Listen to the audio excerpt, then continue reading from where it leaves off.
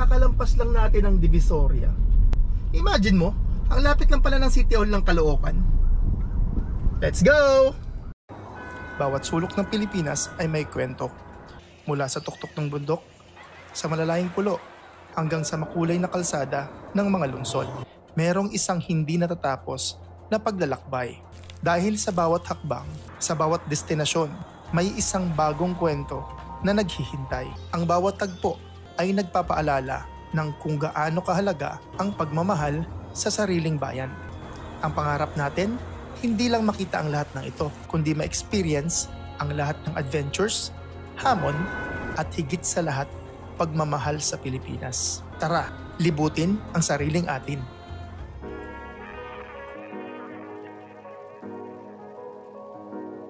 Railroad crossing. Wala nang railroad dito. Ayan na sila, gising na sila. Gising na sila. Gising na sila. Nakaabang na.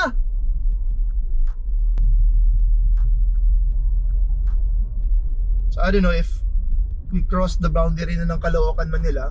I'm not so sure. Jose Abad Santos. Ah, this is Tondo. Ah, okay. Next time puntahan natin to.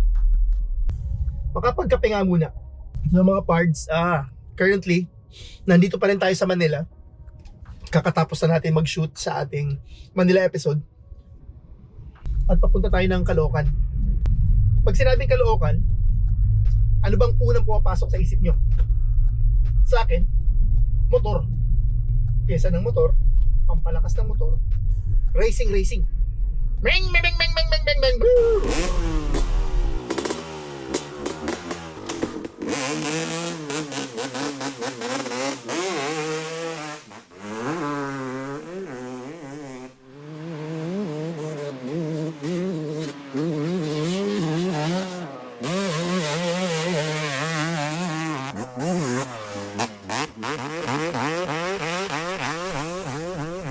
So we are at Caloocan nga. This is Caloocan South. So kakaiba ang Caloocan.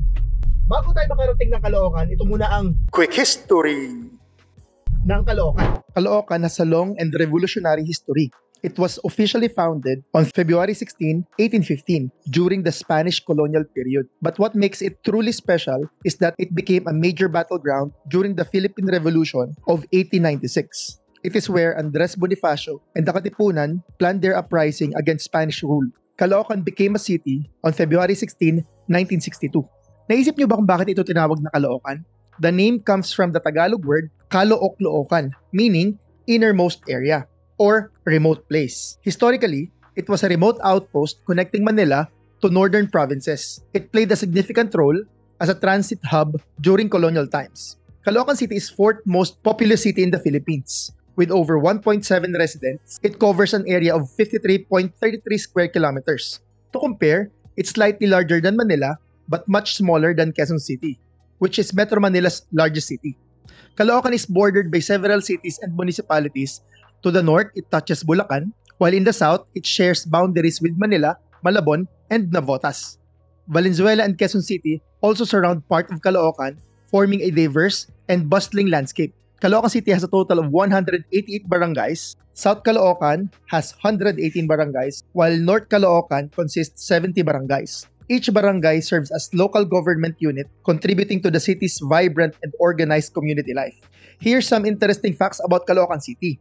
The Bonifacio Monument was created by national artist Guillermo Tolentino and serves as a symbol of Filipino bravery. At syempre, kilala nga ang Caloocan dahil nandito ang pinakamalaking motorcycle markets sa Pilipinas na matatagpuan sa 10th Avenue, known as the go-to place for motorcycle accessories and spare parts.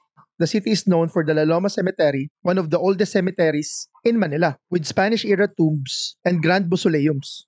Caloocan celebrates cityhood anniversary every February 16th with colorful festivities.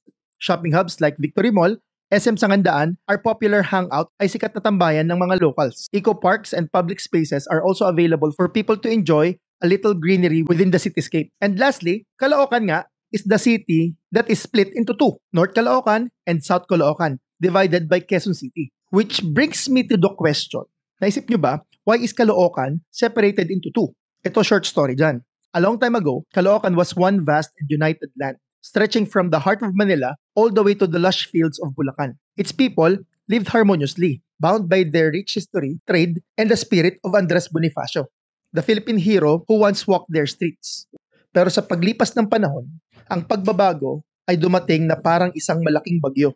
In 1939, government declared the birth of a new city, Quezon City.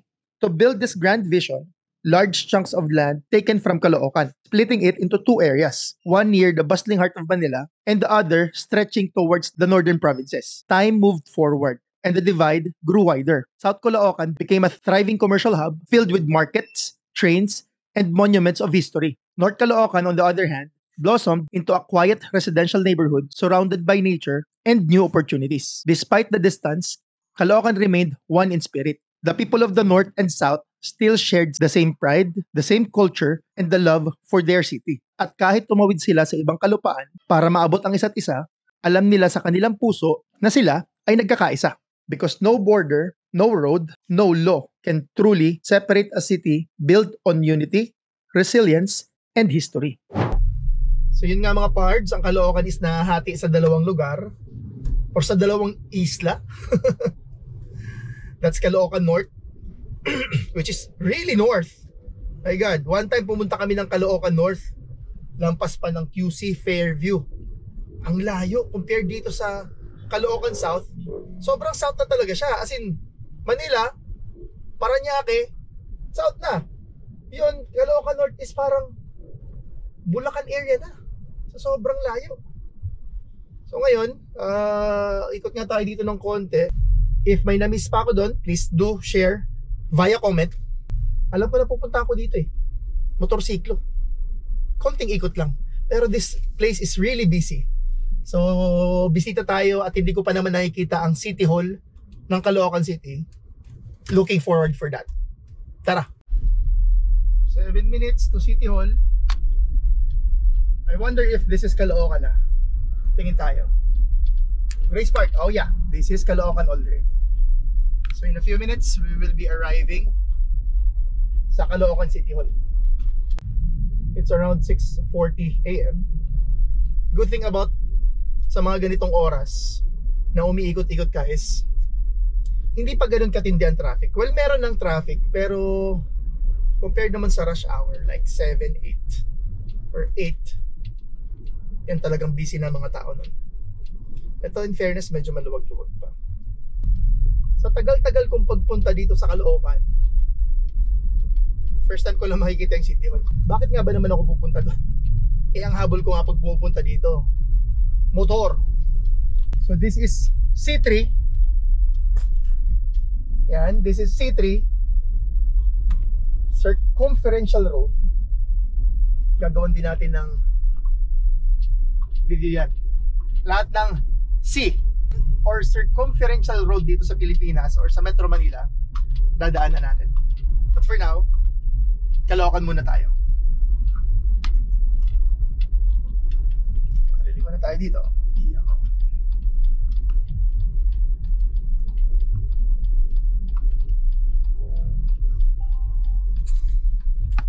Yan, pa skyway na oh. Uwi na tayo. Mga pards, ang pagpunta natin sa Caloocan marks our visit sa tinatawag nilang Kamanava area dito sa Metro Manila. Kamanava area meaning Caloocan, Malabon, Nabotas, and Valenzuela. So itong Kamanava area sa sales or sa pag-ooperate in a certain district, pag gagawa ka ng itinerary, this is a separate region. 7th Avenue. Malapit na tayo.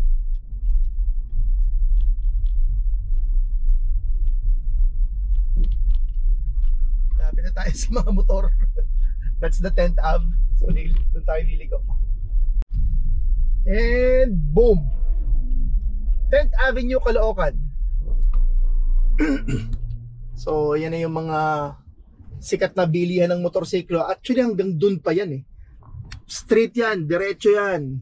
Ito mukhang dulo na to ng bilihan ng mga pyesa ng motor or bilihan ng mga accessories ng motorsiklo. Halos dulo na to. Tagal.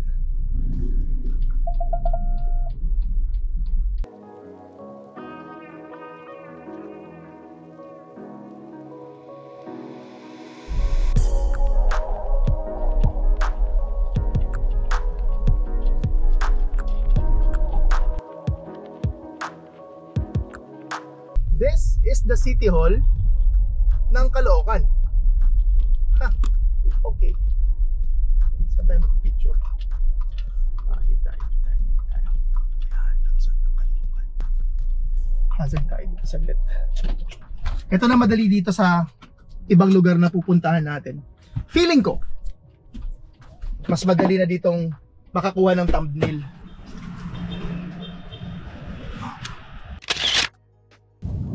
Hindi naman natin kailangan pumasok dyan, pero good to know and good to see. Social, may Starbucks sa loob ng compound ng City Hall. Nice. Ngayon papunta na tayo ng Malabon, next episode. So mga pards, if I missed something about Caloocan, which I know I did, please share via comment. And mapag-usapan natin. Siguro sadyain natin yan someday. Help me out, tulungan nyo ako sa mga locals dyan ng Caloocan at sa mga locals ng pupuntahan nating lugar. Help me out sa pag-pinpoint ng mga best sa area nyo. If you like this video, please give it a thumbs up. And please do subscribe to this channel para updated kayo sa mga susunod na adventures natin. So this is Caloocan. Dito tayo pinapadaan papuntang Malabon. Woo! Okay, this is C3 again. Bumalik tayo ng C3.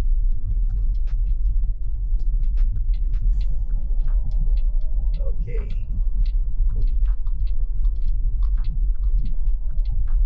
Sakto. Stop para sa outro. If you like this video, please give it a thumbs up and please don't forget to subscribe to this channel para updated kayo sa lahat ng adventures natin. That's it for today mga pards and mga Mars. Sana nagustuhan niyo ang video natin today at lagi natin tatandaan, hilig man sa kotse o sa adventures, bakit ka pa pipili? Hard work pays off. Pwede both.